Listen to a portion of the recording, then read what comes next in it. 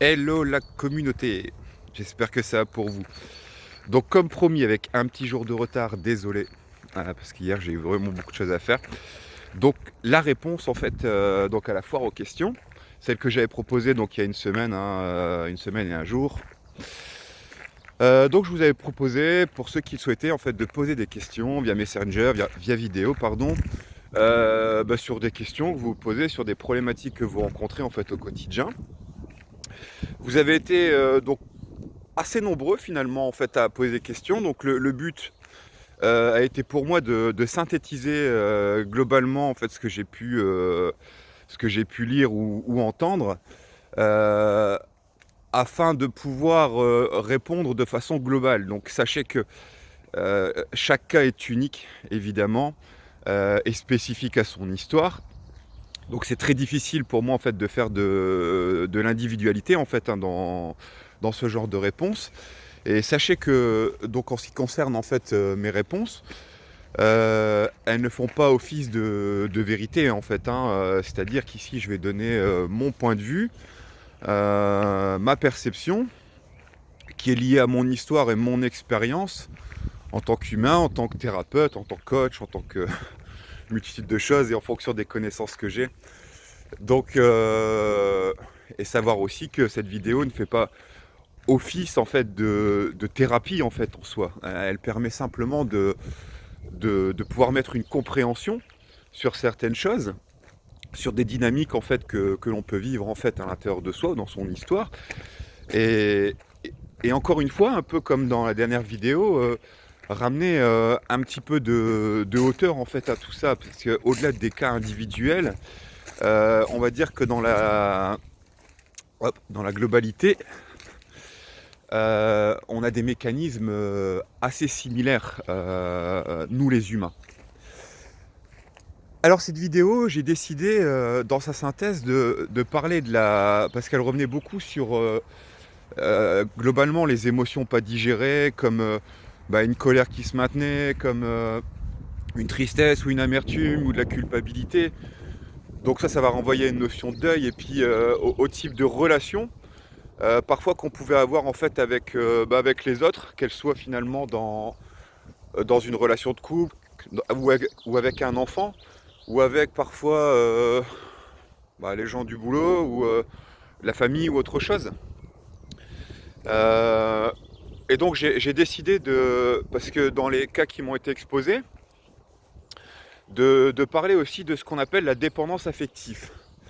Alors avant d'aborder ces deux sujets, qui sont liés en fait l'un à l'autre, parce que tout est lié en fait à l'intérieur, je remets un petit contexte pour généraliser un petit peu et revenir très très rapidement sur, c'était la dernière vidéo sur les mémoires du corps, pour expliquer quelques grands principes.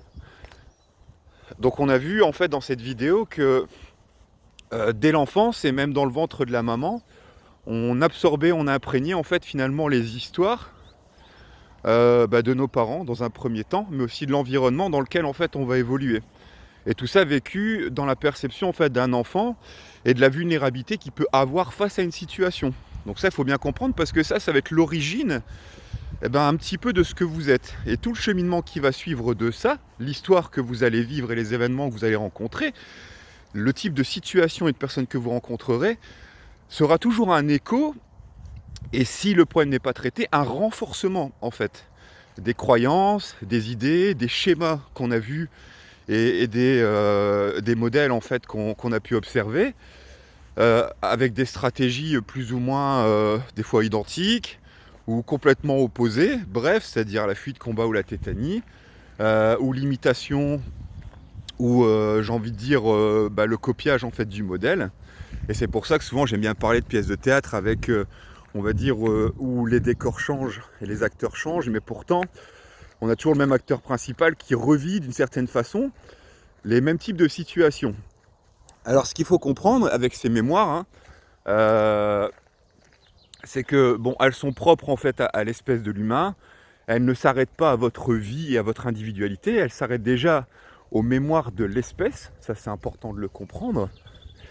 Et puis au-delà de ça, Là ici je vais parler à peu près, enfin, un peu plus de ma vision personnelle.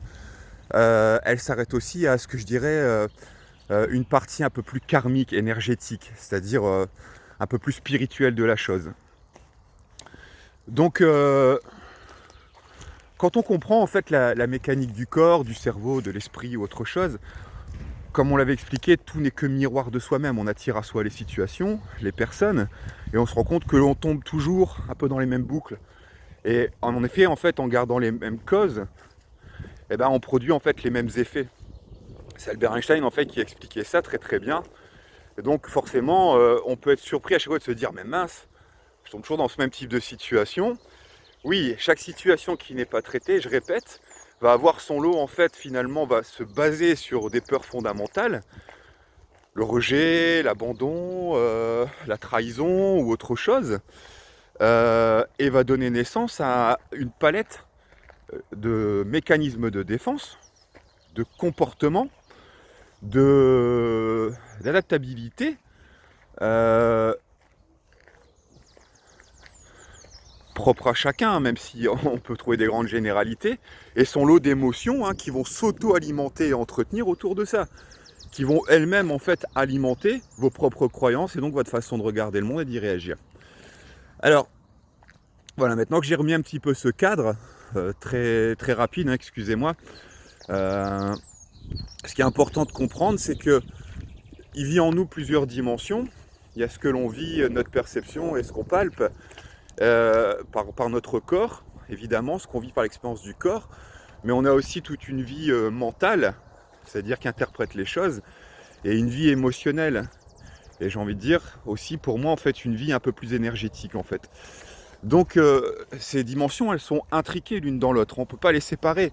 Il faut juste comprendre qu'est-ce qui alimente en fait l'un et qu'est-ce que ça induit sur l'autre. Et on pourrait, si on restait sur un plan purement matérialiste, en parlant en fait de votre corps physique ou de votre corps de pensée, c'est-à-dire votre mental, ou la partie émotionnelle et sensorielle, bah, on a trois dimensions en fait ici qui font que elles sont interpénétrantes. Si vous arrive en fait un choc extérieur, par exemple un accident de voiture ou quelque chose, et que le corps prend une empreinte ou un trauma, vous allez voir que ça va impacter forcément votre façon de penser et votre façon de ressentir. Et puis finalement tout ça, quand on va arriver dans des situations qui vont se répéter ou se rapprocher de celle-là, elles vont réactiver la sensation, qui va réactiver la pensée et qui va replacer dans le corps potentiellement du symptôme, de la réaction en fait de la douleur. Mais on peut le prendre aussi par un événement qu'on a vécu sans forcément passer par un trauma physique, un événement émotionnel de la vie du quotidien, une séparation ou autre chose, avec le lot de pensée en fait qui va s'alimenter derrière et comment ça peut se somatiser sur le corps. Et là on a vu qu'il y avait plein de façons finalement en fonction des individus en fait de somatiser quelque chose. Et puis tout le temps où ce disque quelque part il n'est pas digéré, et on va avoir en fait ces mémoires qui se réactivent dès qu'il y a un stimuli en fait qui va autour de ça. Et donc les réponses qui vont avec, c'est-à-dire les mécanismes de défense, les comportements, les stratégies de fuite et ainsi de suite, les somatisations et ainsi de suite, ainsi de suite. Bref, un disque qui tourne en boucle. Alors, pour moi c'est important de reparler de tout ça et de comprendre un peu cette mécanique, c'est qu'on voit bien ici que quand on a été face à un événement, et qu'importe l'événement finalement, qui a été difficile en fait à vivre, cette mémoire ne fait que souvent valider un processus qu'on a déjà en fait reçu déjà dans l'enfance, quelque part d'une certaine façon, même s'il peut en avoir en fait des carrément spécifiques à notre histoire. Et que cette validation permanente nous enferme en fait dans cette boucle qui se rejoue. Voilà. Donc en fonction de ça et en fonction des degrés du martelage des expériences ou de l'intensité à laquelle ça a été vécu, on va avoir finalement plus ou moins une capacité à ce moment-là, en fait, en fonction de où on en est dans sa vie, de digérer ou pas en fait les événements, de tourner la page ou pas. Et là, on va voir que c'est important de comprendre ce que c'est que digérer. Digérer, c'est pas oublier. On n'oublie pas en fait nos histoires ou les personnes avec qui on a vécu. on tourne la page, c'est-à-dire on digère émotionnellement en fait la toxicité des émotions qui nous empêchaient d'avancer. Quand je parle de la colère, quand je parle de la tristesse, de la culpabilité, ça permet en fait de remettre un recul sur une situation, de pouvoir permettre de voir finalement en fait que dans cette relation ou dans ces choses qu'on a vécues, là si je parle du relationnel, on n'était pas tout seul, évidemment, et puis à quel moment j'ai vécu ces choses, est-ce que je pouvais réellement agir et ainsi de suite. Et alors tout le temps où on est enfant, on est relativement impuissant comme on l'a vu, mais quand on est adulte, bah, tout le temps où on ne prend pas conscience et on rejette en fait l'ensemble des responsabilités sur l'extérieur, ah c'est la faute de mes parents, c'est la faute de la vie, c'est la faute de Pierre, de mon conjoint, de Jacques et ainsi de suite, et ben à ce moment-là, est-ce qu'il y a une raison de se remettre en question? Non. Et je vais même vous dire en fait que ce système va être bien arrangeant pour la personne parce que il va lui faire prendre le chemin quelque part de la victimisation. Et puis ensuite, j'ai envie de dire du sauveur et du tyran. Et c'est pour ça que les histoires elles se reproduisent en fait en permanence. C'est ce qu'on appelle le triangle infernal de Cartman. J'ai eu l'occasion d'en parler dans plusieurs de mes vidéos. Donc c'est le disque encore une fois qui retourne. Donc là on va avoir des émotions qui vont s'incruster à plus ou moins long terme et qui vont se renforcer. Et forcément on revit.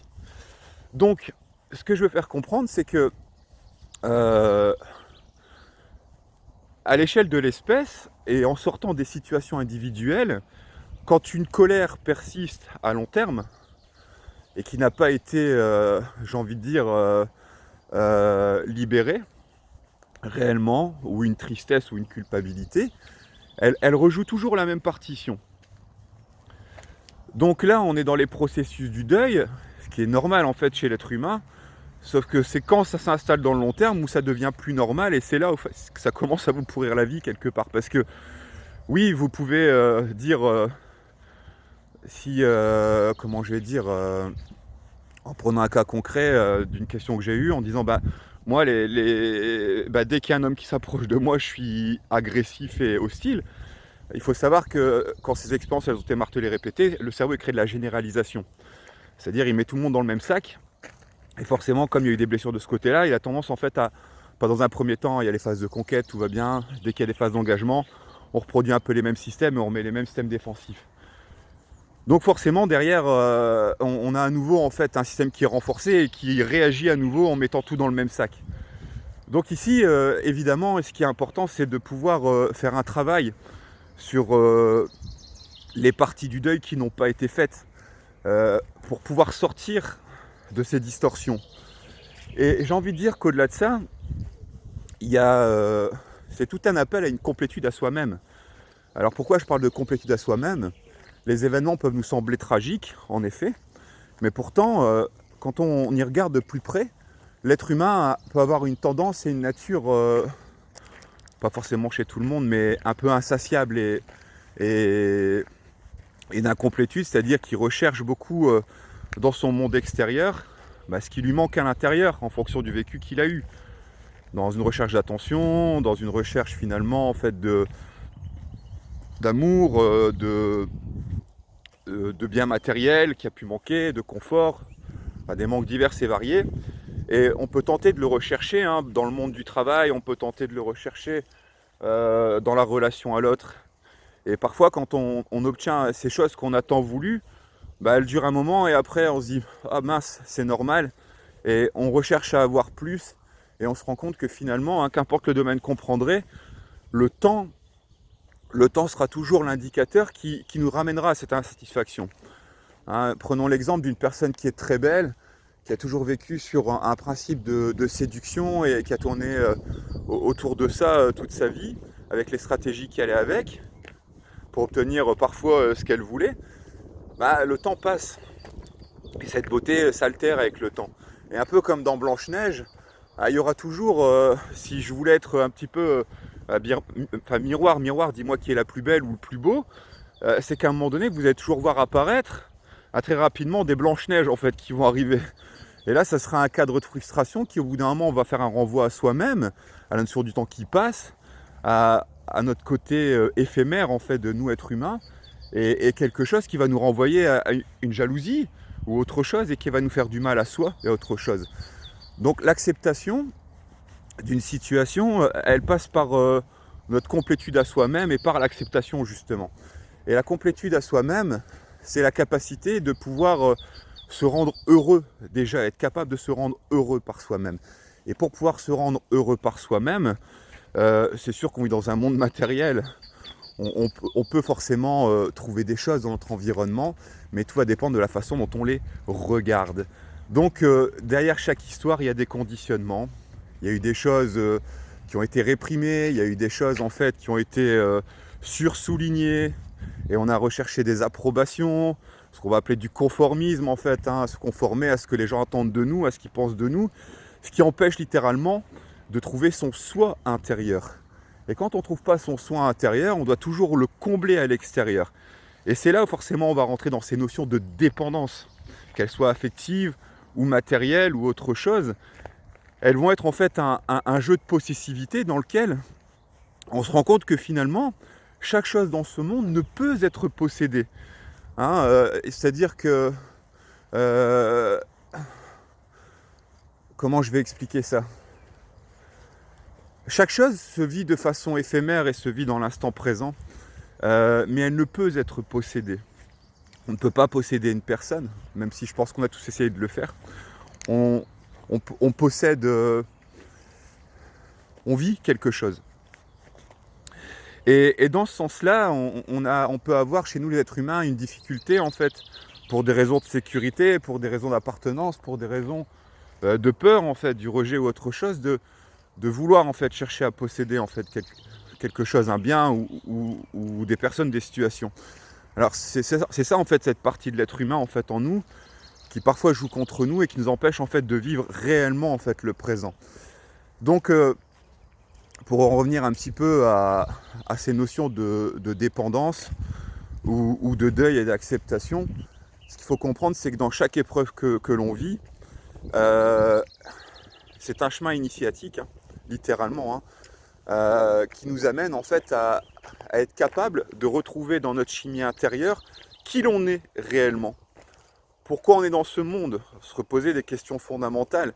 Et puis, quand on analyse une situation, remettre la balle au centre. Qu'est-ce que moi j'ai apporté dedans ? Hein, parce que finalement, je suis toujours le centre de ces situations, quoi qu'on en dise. Et pourquoi elles se rejouent toujours chez moi ?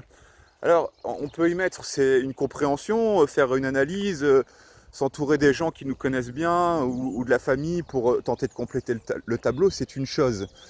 Même si c'est une quête que je pense qui est importante en fait de faire, d'introspection, mais c'est pas forcément ça qui libère. Et en ce sens-là, c'est vrai que j'imagine que dans ces vidéos, on est en recherche de réponses et de sauveurs. Et quelque part, le sauveur, c'est vous-même. Alors on se dit, ouais, mais c'est super ça, c'est merveilleux, mais ça m'en dit pas plus, mais pourtant c'est la vérité. Vous pouvez avoir des personnes expérimentées qui peuvent, en effet, avec une certaine technicité, une expérience, vous aider à libérer vos modèles. Encore faut-il réellement le vouloir. Ça, c'est important de le comprendre. Et aussi bon soit le thérapeute qui soit derrière. Encore faut-il le vouloir. Parce que tous ces jeux qui ont été mis en place, victimaires et qui renvoyaient les responsabilités, elles créent des dénis en fait envers soi-même. Et tout le temps où le cerveau il se dit non mais moi ça m'arrange bien en fait de rester là-dedans, il peut pas se déverrouiller. Donc c'est vrai qu'on attend de l'industrie pharmaceutique en fait de masquer nos symptômes. On cherche parfois en fait finalement à pouvoir raconter son histoire jusqu'à plus soif et se rendre compte que finalement ça pèse peut-être sur le coup, mais en même temps ça saoule et puis ça rend les gens impuissants autour de soi et ça fonctionne pas non plus pour autant. À un moment donné, ce qu'il faut comprendre, c'est que les émotions qui ont été bloquées et verrouillées et les mémoires qui vont avec, elles doivent se libérer. Et ça, c'est hyper important de le comprendre. Alors ça peut être fait en effet dans un certain type en fait de thérapie, il en existe plusieurs pour ça, donc par le biais de quelqu'un d'autre. Encore une fois, si on est dans en fait l'intention de vouloir vraiment se dire ouais mais là c'est bon, je suis quelque part, je suis arrivé dans mon impasse et je vois bien que le système dans lequel je suis aujourd'hui ça fonctionne pas parce que ça ramène aux mêmes choses. Ou aussi on a des multitudes de comment je vais dire de possibilités personnelles pour avancer. On peut avoir certains types de méditation, d'auto-hypnose, mais ou d'autres outils, hein, des respirations holotropiques ou autre chose. Bref, il peut y avoir des multitudes d'outils qui vont demander, un peu comme pour vous quand vous apprenez quelque chose, quand vous avez appris à conduire ou quand vous faites un art martial ou autre chose, bah, en regarder des vidéos pendant 10 ans, c'est très très bien. C'est bien, ça permet de comprendre. Mais c'est pas ça qui va vous apprendre à conduire. C'est pas ça qui va vous apprendre à maîtriser un geste ou faire face à une situation. Donc en fait, il y a chacun est libre de choisir après son cheminement. Est-ce que je décide de faire ce cheminement personnellement? Et alors là, je m'intéresse à des outils et forcément une pratique en fait qui peuvent me permettre d'avancer, d'évoluer en fait dans mes problématiques personnelles. Est-ce que je me fais guider ou accompagner? Tout ça ou les deux en même temps, en fait, qu'importe. Mais ce qui est certain, c'est que pour pouvoir sortir en fait de ces modélisations, de ces routines en fait qui se répètent, parce que le cerveau il adore ça, hein, les routines, c'est de commencer en fait à pouvoir déjà en prendre conscience. Parce que si déjà il n'y a pas assez de prise de conscience, d'une certaine façon, là je parle plus chez les adultes, c'est un peu compliqué. Donc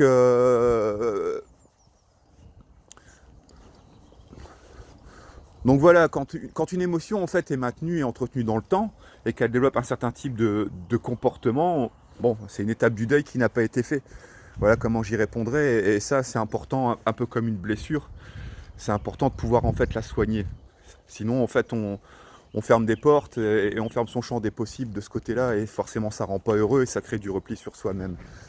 Et concernant les relations que certaines vont appeler dépendantes affectives, ou toxiques, ou de pervers narcissiques, ou je sais pas quoi, avec tous les qualificatifs qu'on peut y mettre, bah, on est simplement en général à ce moment-là deux personnes qui sont en complémentarité des mêmes choses, qui s'attirent et qui auto-alimentent en fait des jeux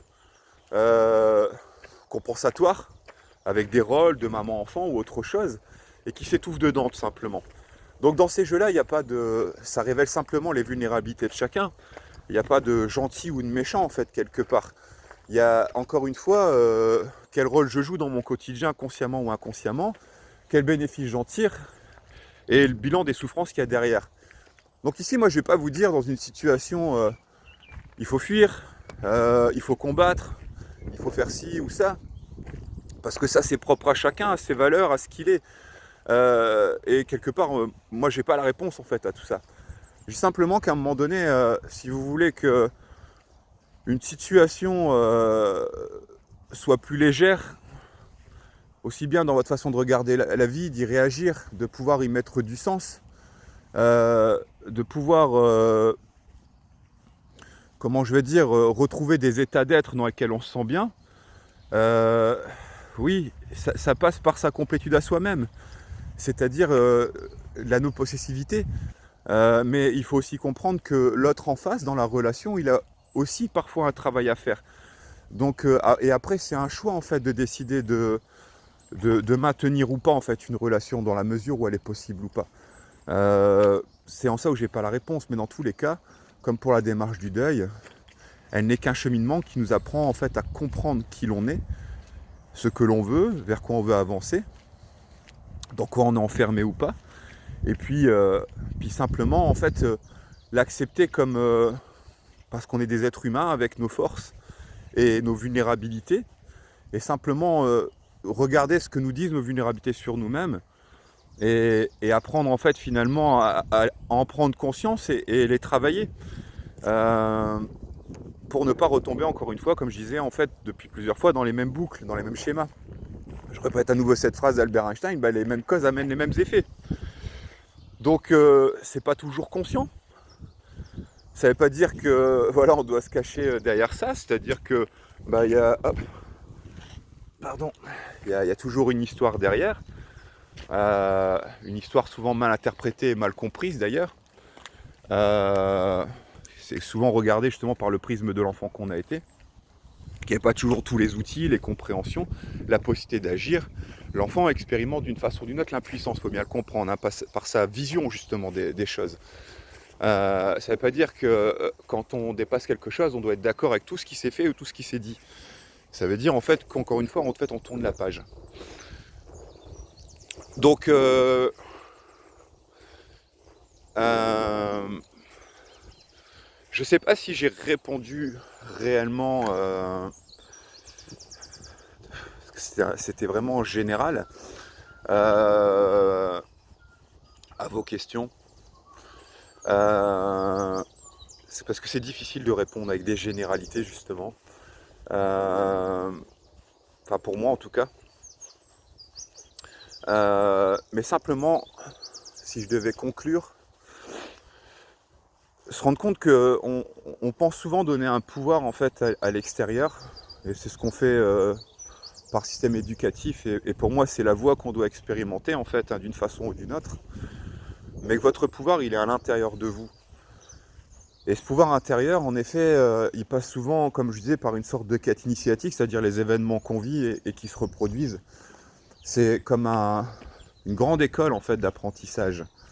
Et c'est vrai que des fois on peut être buté et borné en se disant mais bam, bam, je retombe, je retombe, je retombe.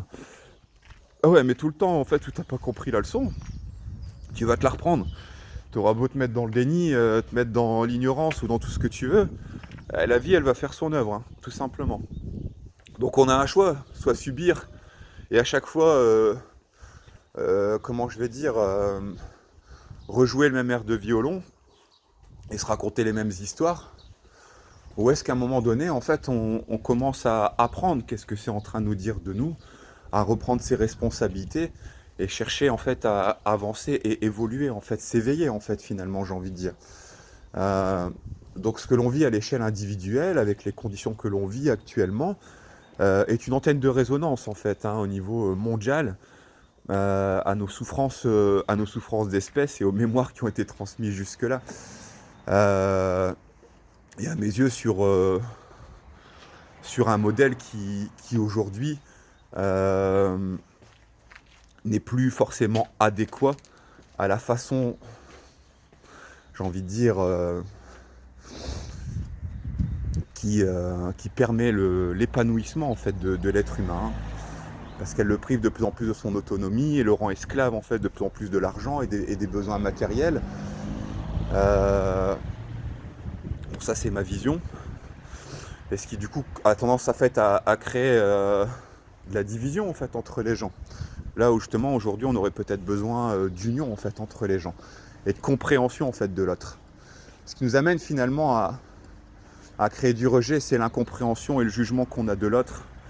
Mais quand on va gratter et comprendre, on va comprendre que l'autre n'est finalement à n'importe qui, n'est qu'un miroir en fait de vous, n'est finalement que vous.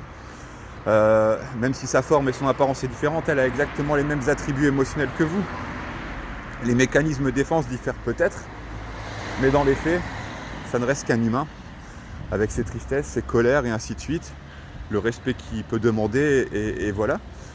Et en ça, pour moi, au fond, on est tous un d'une certaine manière. C'est sûr qu'on ne peut peut-être pas s'entendre avec tout le monde, mais c'est peut-être le moment de commencer à prendre soin de soi, pour pouvoir commencer à réellement être efficace en fait dans le soin qu'on peut réellement apporter aux autres et au monde en fait, hein.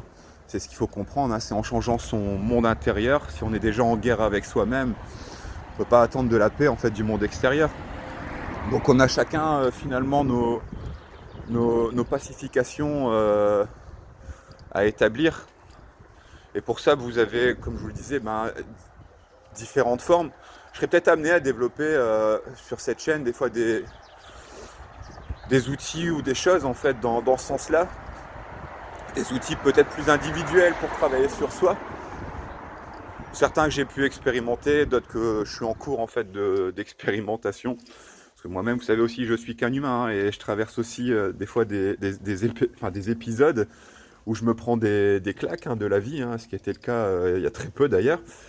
Mais bon, il faut les comprendre, il faut les accepter, il faut les dépasser. Et puis, il faut simplement juste en fait en tirer les bons enseignements. Donc voilà, la communauté, c'était un très grand plaisir en fait de pouvoir répondre à tout ça. Bon, je me rends compte, ça va faire 30 minutes, c'est un petit peu long. Ça reste assez généraliste, mais ça peut donner des pistes de réflexion. Si ça peut donner des éclaircissements qui peuvent permettre de déjà rentrer dans un cheminement, et après, en fonction de ce que vous êtes, vous diriger chez quelqu'un qui peut peut-être certainement vous aider, si vous êtes prêt en tout cas à ça, ou rentrer dans une démarche personnelle pour le faire. Bah, si vous voulez mon avis, l'époque fait que c'est le moment en fait ou jamais pour le faire. Ça c'est que mon opinion. Donc voilà, je vous souhaite une très très belle journée. Prenez soin de vous, profitez du soleil. Et puis si vous avez d'autres questions, n'hésitez pas. Ça sera l'occasion de pouvoir refaire une petite foire aux questions. Sachez également que cette semaine, comme je l'ai mis sur un... j'ai pas encore les termes, c'était pas une publication, mais c'est sur une story. Je vous parlerai en fait d'un nouveau concept en fait que j'aimerais mettre en place, qui concerne justement toujours le suivi.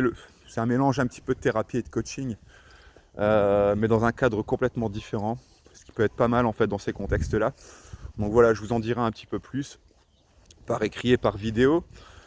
Et puis n'hésitez pas encore à vous abonner sur la chaîne YouTube, à partager, c'est important, on essaye de faire grandir la communauté, ce qui permet aussi de pouvoir aider dans un premier temps. C'est un